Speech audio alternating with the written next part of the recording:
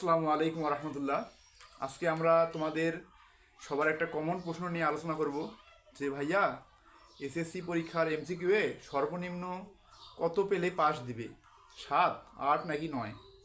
তোমাদের এই কোশ্চেনটা নিয়ে ভাই অনেকের কনফিউজ আছে। তো দেখো, আজকে তোমাদেরকে আমি একবারে পুঙ্খানু ব্যাখ্যা করে দেখাবো যে আসলে অ্যাকচুয়ালি কত পেলে পাস। তো দেখো ভাই, এখানে ভর্তি পরীক্ষায় দুইটা বিষয় থাকে, একটা লিখিত একটা এমসিকিউ। তো এগুলো আসলে মূলত একটা নিয়ম অনুযায়ী হয় যে, দেখো ভাইয়া, সেটা হলো যে 100 মার্কের পরীক্ষা হয়। 100 মার্কের পরীক্ষা হয়, তার মধ্যে কিন্তু এটা তো আমরা সবাই জানি যে 100-র মধ্যে কত পেলে পাস? 33। 100-র মধ্যে 33 পেলে পাস। আসলে এই নিয়ম অনুযায়ী হয়। তো 100-র মধ্যে 33, কিন্তু লিখিত এমসিকিউ সব মিলে কিন্তু ভাইয়া 100-র মধ্যে 33 পেলে হবে না। সব মিলে যদি তুমি 100-র মধ্যে 33 পাও, তাহলে কিন্তু পাস যে হবে এমনটা না। তোমাকে 100-র মধ্যে 33 পাওয়া লাগবে, প্লাস এমসিকিউ এ আলাদাভাবে পাস করা লাগবে এবং লিখিত পরীক্ষায় তোমাকে আলাদাভাবে পাস করা লাগবে। তো কথা হলো ভাইয়া, এমসিকিউ এ কত পেলে পাস? তো এটা মনোযোগ দিয়ে দেখো ভাইয়া, যে এখান থেকে কিন্তু আমরা হিসাবটা আসলে করবো যে, দেখো, 100-র মধ্যে 33 পেলে পাস, তাহলে একের মধ্যে কত পেলে পাস? তাহলে কি হবে? 33/100। তাহলে তোমাদের এমসিকিউ করা থাকে ভাইয়া 25টা থাকে। তো দেখো, 25, তাহলে 25-এর মধ্যে কত পেলে পাস হবে?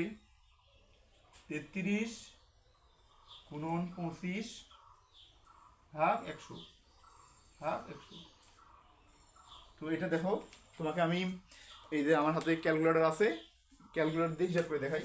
যে দেখো ভাইয়া, 33 × 25/100, এটা হবে 8.25।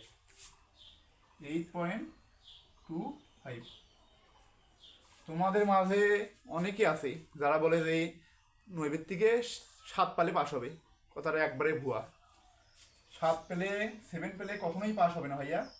এটা চিরন্তন সত্য একটা কথা, যে আসলে এতে তোমার আসলে অনেকের মন খারাপ হতে পারে, কিন্তু করার কিছু নাই, এটা সত্য কথা।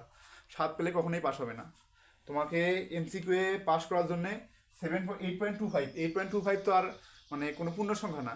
এটা আসলে 8.25, এটা অনেক ক্ষেত্রে আসলে কি হয়, এটাকে এইটে ধরা হয়। এইটা 8, অর্থাৎ তোমাকে এমসিকিউ এ পাস করার জন্য কত পাওয়া লাগবে ভাইয়া? 8। সর্বনিম্ন সর্বনিম্ন 8 পাওয়া লাগবে তোমাকে। এমসিকিউ পাস করার জন্য সর্বনিম্ন 8 পাওয়া লাগবে। কি এখন কথা আছে ভাই, এখানে ছিল কিন্তু 8.25। আসলে এটা 8 পেলে পাস দিবে, আমি যতটুকু জানি যে আসলে এমসিকিউ এ 25-এর মধ্যে 8 পেলে পাস দিবে, কিন্তু তোমাদের অবশ্যই সেভ হবে ভাইয়া 9। যেহেতু আমাদের এখানে ক্যালকুলেশনে কত হয়েছে ভাইয়া? 8.25 হয়েছিল। 8.25 হয়েছিল। 8.25 হয়েছিল। তাহলে এটাকে আমরা প্রায় 9 ধরে নিতে পারি, প্রায় 9।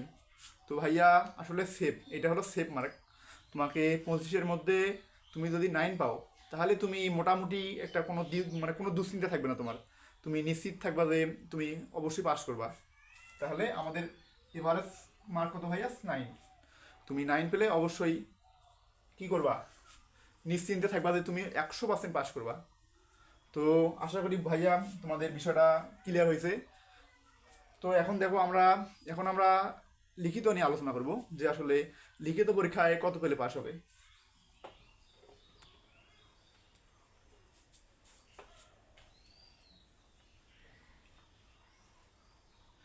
তো দেখো ভাইয়া, এখান থেকে কিন্তু পুরা বিষয়টা কিন্তু এখান থেকেই হয়। পুরা বিষয়টা এখান থেকে হয়। তাহলে টোটাল টোটাল আমাদের 100-র মধ্যে টোটাল 33 পাওয়া লাগে, এই অনুযায়ী হয় কিন্তু ভাইয়া। তাহলে 33, 100-র মধ্যে 33 পেলে যদি পাস হয়, তাহলে এমসিকিউ এ 25-এর মধ্যে কত পাওয়া লাগে ভাইয়া? 8.25। অর্থাৎ 8.25 পেলে কি হয়? এমসিকিউ পাস হবে। এমসিকিউ তো 8.25 পাওয়া সম্ভব না, এটাকে তুমি 8 পেলে পাস দিবে, আমি যতটুকু জানি যে 8 পেলে পাস দিবে, কিন্তু এটাকে আমরা ধরি কত? 9। এটাকে যদি আমরা 9 ধরি, তাহলে দেখো 33 - 9 কত হবে? 24। তাহলে 24। লিখিত পরীক্ষায় এমসিকিউ ছাড়া যে সংক্ষিপ্ত প্রশ্ন থাকে আবার সৃজনশীল থাকে সব মিলে এই সংক্ষিপ্ত প্রশ্ন কিন্তু ভাইয়া লিখিতর মধ্যে ধরা হয়। তো তুমি যদি লিখিত প্লাস সংক্ষিপ্ত দুইটা মিলে 24 পাও, কি পাও 24, দুইটা মিলে যদি তুমি 24 পাও ভাইয়া, তাহলে তুমি কি করবা, অবশ্যই পাস করবা। তাহলে তোমাকে কি দিবে, অবশ্যই পাস দিবে। তাহলে তুমি, তোমার কোনো চিন্তা থাকবে না। তুমি যদি দুইটা মিলে কি পাও, অর্থাৎ লিখিততে কত পাও, 24 পাও, 24, তাহলে এটা হবে 24। তুমি যদি লিখিত সর্বনিম্ন 24 মার্ক পাও, তাহলে তুমি নিশ্চিন্ত থাকবে যে তুমি পাস করবা ভাইয়া। তো আশা করি বিষয়টা তোমাদের ক্লিয়ার হয়েছে।